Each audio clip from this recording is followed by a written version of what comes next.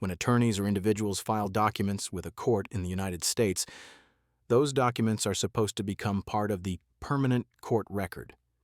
If a document needs to be corrected, the next and only course of action is to file another document that lists the changes and corrections.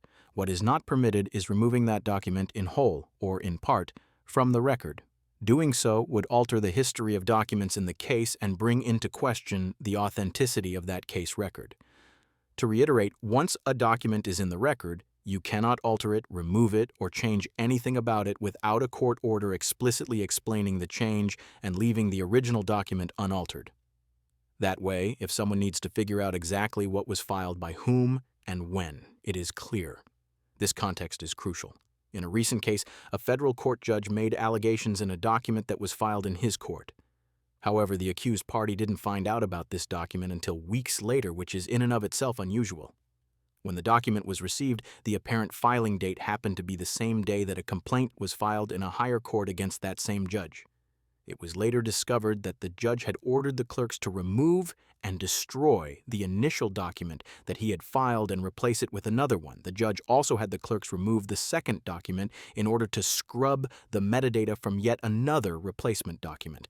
As a result, it can't be known when the judge actually filed the original document. The electronic court document system stamps every submitted page with a page number so that it is clear if there were any prior documents. In this case, the initial document in the court record starts on page 9 instead of page 1.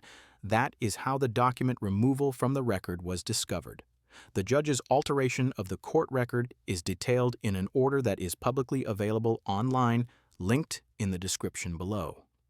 The judge admitted that he ordered the clerks to remove the first two documents and to scrub the metadata from the third document that was eventually entered into the record. Because of this intentional destruction of court records, it became impossible to prove when that document was actually filed and to support an allegation that it was in retaliation to the accusations against the judge. To be clear, destruction of federal documents and altering the court record without proper procedure is a felony. This is 18 U.S. Code 1506. This judge admitted to multiple felonies by illegally altering the court's record.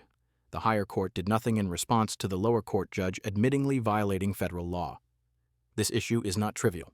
If court records can't be relied upon to accurately reflect what happened, when it happened, and who filed what, then we can't trust court records.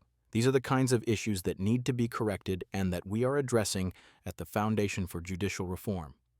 If you would like to help us, please do so by passing this video along and letting other people know what's going on. If similar things have happened to you, please contact us at judicialreformfoundation.com. Thank you for your support.